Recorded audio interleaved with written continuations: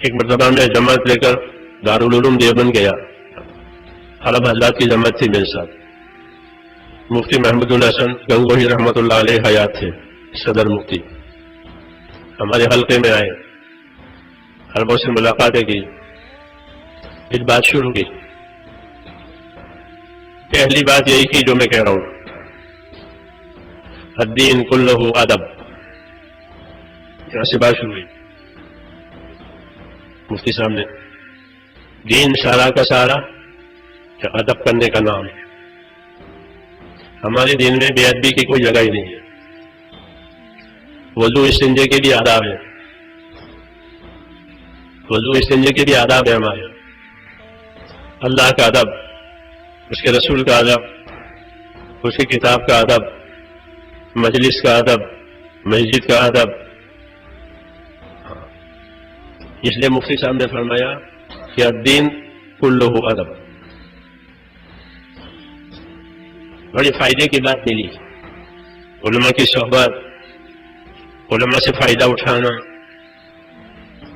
ان کے علوم سے, ان کے عمل سے ایسا نفع ملتا ہے جیسا زمین کو پانی سے نفع ملتا ہے.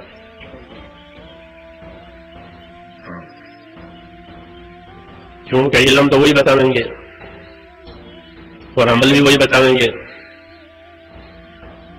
کتاب پڑھ لو تو علم ضرور آئے گا,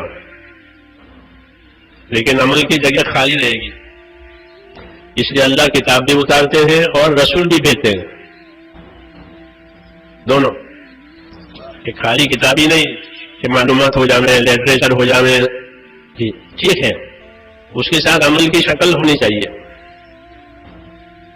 تو عمل کی شکل اس کے لیے اللہ تعالیٰ آدمی دیتے ہیں اپنا رسول.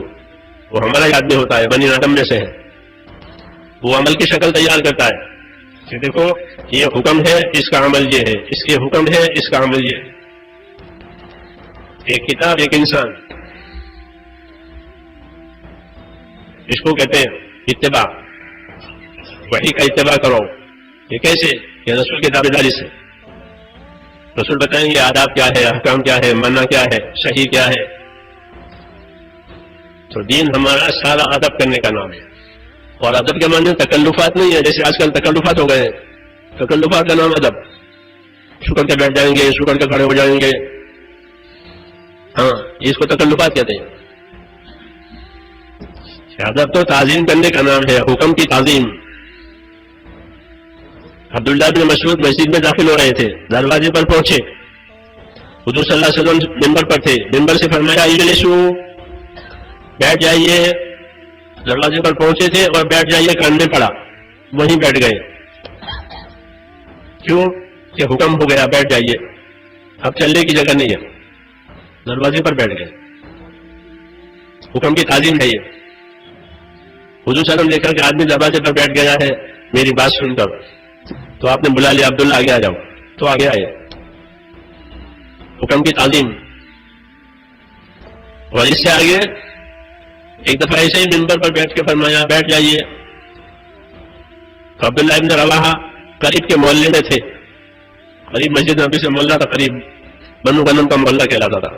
مسجد کی دیواریں چھوٹی چھوٹی تھی, آواز باہر جاتی تھی. تو انہوں نے محلے میں آواز سنی, بیٹھ جائیے. وہیں بیٹھ گئے, وہیں بیٹھ گئے. کیا بات ہوئی؟ کہ حکم آیا بیٹھ جائیے. اللہ کے حکموں کی تعظیم اور تعظیم سے اس پر عمل کرنا. تو وہیں بیٹھ گئے. لوگوں نے حضور سے عرض کیا کہ عبداللہ بن رواحہ بنو غنم میں تھے, آپ کی آواز سن کر وہیں بیٹھ گئے. آپ نے خوش ہو کر کے ان کو دعا دی کہ اللہ تعالیٰ ان کی اطاعت کی رغبت اور زیادہ کرے, بات ماننے کا اور ان کو شوق دے اللہ. تو یہ ہمارا کام ہے میرے دوستوں, یہ کوئی رسمی چیزیں نہیں ہے. آداب ہے, احکام ہے, ذمہ داریاں ہیں, اور یہ ساری کی چیزیں ذمہ داری سے اور امانت داری سے پوری کی جائے گی, تب یہ دین بنے گا. اخلاص بھی شرط ہے, اخلاص کے ساتھ کام کریں, ایک اللہ کو راضی کرنے کے لیے, اور کوئی غرض نہیں ہے. کوئی پوچھے تو کوئی نہ پوچھے تو کام کرنا ہے. کہ ہم کو نہیں پوچھا، کہ کوئی بات نہیں پوچھا تو ہم کام کریں گے.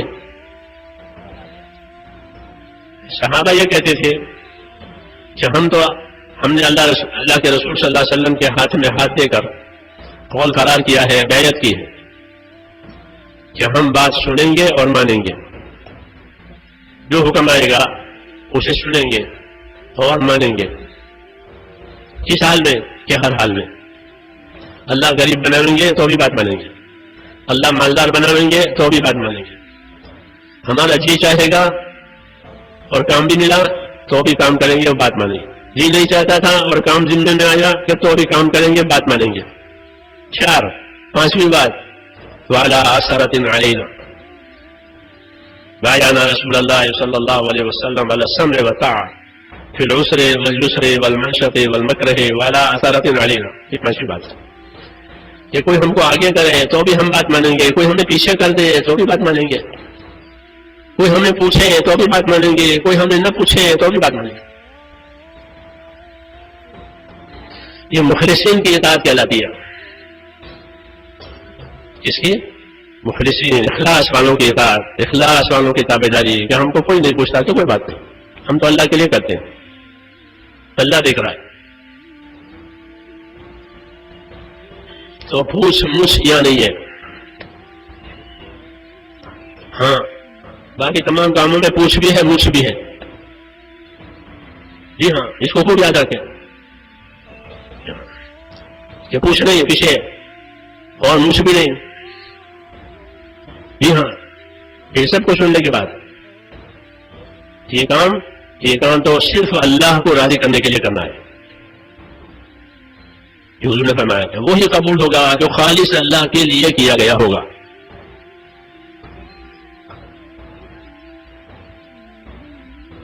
اس لیے صحابہ نے کہا کہ ان 5 صورتوں میں ہم بات مان کر کے رہیں گے. بس یہ ہم کو آگے کرے تو ہم کو پیچھے کرے تو ہم کو دے تو نہ دے تو کہ دوسروں کو دیا ہم کو نہیں دیا، یہ کوئی بات نہیں. کیوں کہ ہم تو کام کریں گے. حضور نے انصار سے فرمایا کہ ایک دور آئے گا کہ لوگ تمہیں پیچھے کریں گے. انصار لوگوں کو آگے کرتے تھے، اپنی حاجت پوری نہیں کرتے تھے، لوگوں کی حاجت پوری کرتے تھے، اپنی راحت چھوڑ دیتے تھے، لوگوں کی راحت دیتے تھے.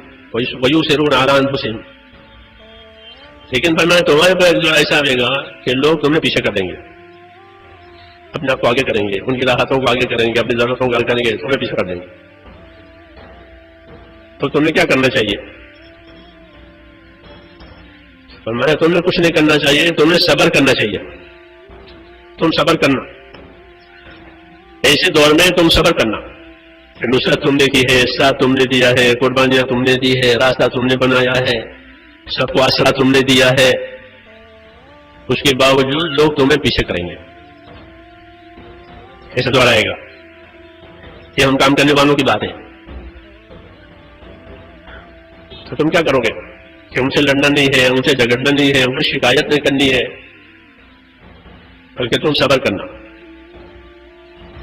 اور تمہارا بدلہ میں حوض کوثر پر اللہ سے قیامت میں دلوا دوں گا.